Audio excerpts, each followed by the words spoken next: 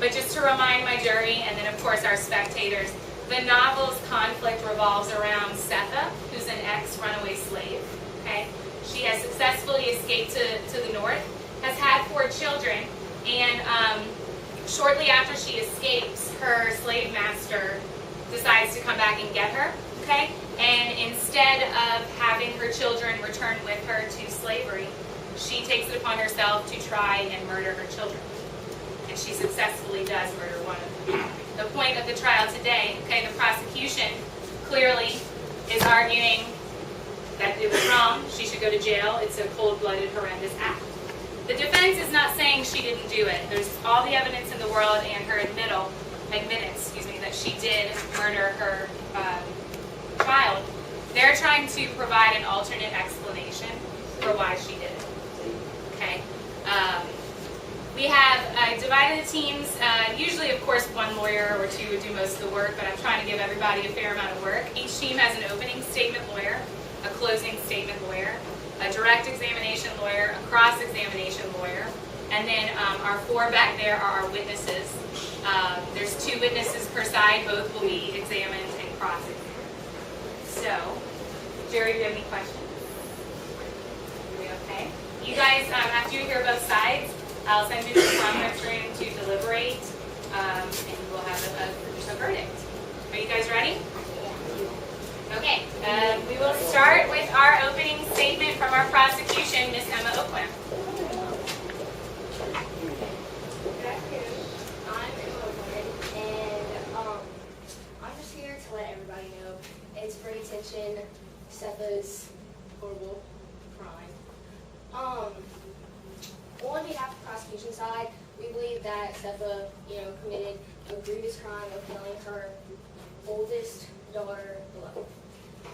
For those of you who aren't familiar with Setha, she's an ex-slave who mainly worked inside the house of her slave owner. She cooked, she cleaned. Once she escaped slavery, she lived with her mother-in-law, Baby Suggs, her 2 sons, Howard and Bugler, her 2 daughters, Beloved and Denver, in a nice house for an ex-slave, like 2 stories. Most ex-slaves didn't have that kind of luxury. But anyway, there are many witnesses here, obviously, to tell you their own story of Setha's crime. But in a nutshell, Setha was found in her shed at her house, sitting there on the ground, holding Beloved, clutching her actually, in her bloody hands with the instrument that killed her right next to her. She was clutching Beloved. The sheriff opened the shed doors to see her, right there. And in front of everybody, she took her youngest daughter, Denver, by the ankles, picked her up, and tried to swing her against the wall in front of everybody to see. Now, luckily, one of the witnesses, Stampede, did catch Denver before, she hit the wall, killing her. And while this is happening, Howard and Bugler, her sons, were laying on the ground unconscious from being knocked out by a shovel from Setha, knocking them out, their mother.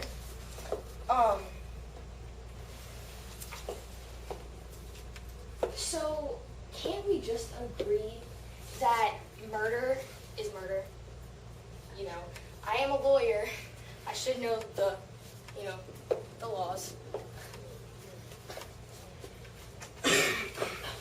So I'm just going to leave you with a question to ponder on throughout the trial.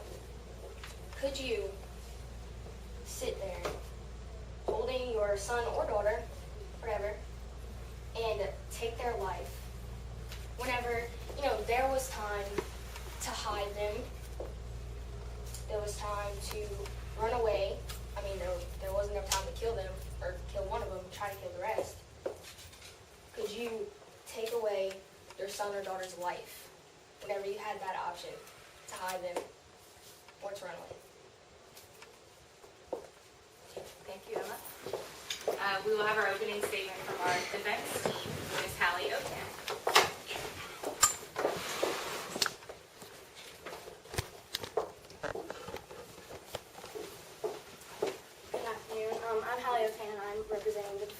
and we are here today to prove that a woman who was beaten, raped, and verbally assaulted had good reasons behind her actions. In this trial, you will hear from our two witnesses, Stampede and Setha. And slavery can have different effects on different people depending on their case. In Setha's case, she had 4 children. She was beaten and raped and taken advantage of most of her life. And she just wanted to save her children. I mean, they could have been taken from her at any point in time to suffer through what she had to suffer through. We, the defense, would like to ask you to open your hearts to Setha's situation. Try to imagine that you were in Setha's position. You had the 4 kids. They could have been taken whenever. And then, if you were being told that you were a worthless animal, that you were no good for anything except to slave around for other people, how would you react to knowing all of these things? That your children could be taken, they could suffer through what you had to suffer through. She couldn't necessarily run away with her kids. I mean, if she would run away, she could just get caught again and just have to go right back into slavery, and everything that she went through, she'd have to go through again with her kids. If it wouldn't have been for slavery, we wouldn't be here today.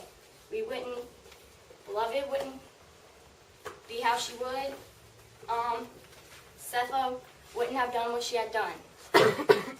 So, with this said, we ask that you open your hearts to notice that what Setha did had good reasons behind it, and that you find our client as innocent as we did. Our direct examination lawyer, Mr. Quinn Duffy. Alright, so I just want to start off asking you some simple questions about what exactly happened that day, how you felt, and what you believe was the thing to do, and what emotions did you feel? So first I want to ask you, do you remember your mom being strange growing up, anything different, or anything like that? She was kind of rough with us, like me and my siblings at like all times pretty much. Like there was not really a good time where she wouldn't like treat us normal. She was kind of mean to all of us and rough with us. Okay. Do you remember your mom grabbing you the day she tried to kill you? Yes. What were you doing at that time? Me and my brother were playing in the keeping room. Okay. What did she grab you for? Did you know what was going on, or? Not at that time, but I figured out later on that it was to kill all of my siblings and me and my brother, and she ran out the back of the door with me and my brother in her hands. Okay. Do you remember what it felt like when she tried to grab you? No. Now here's kind of a touchy question. Why do you think she started hitting you with the shovel? I think it was just because that it seemed like we were more of a bother than help to her, and we were kind of just in the way of what she was trying to like accomplish, maybe as an ex-slave. It looked like we were kind of in the way of everything. So I think it was just to get rid of us, more like an excuse to get rid of us, to kill us. So what exactly were your emotions after this all happened? I was scared for a long time.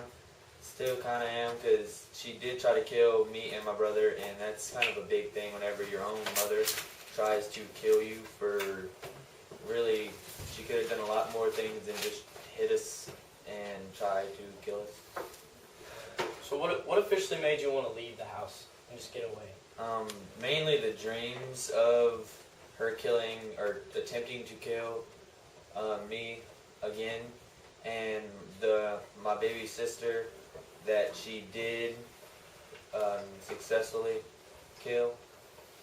So what exactly was your plan when you left? To join the army. So I want to leave you with this one last question. So you'd rather be in the front line of battle than in your mother's care? Yes. Thank you.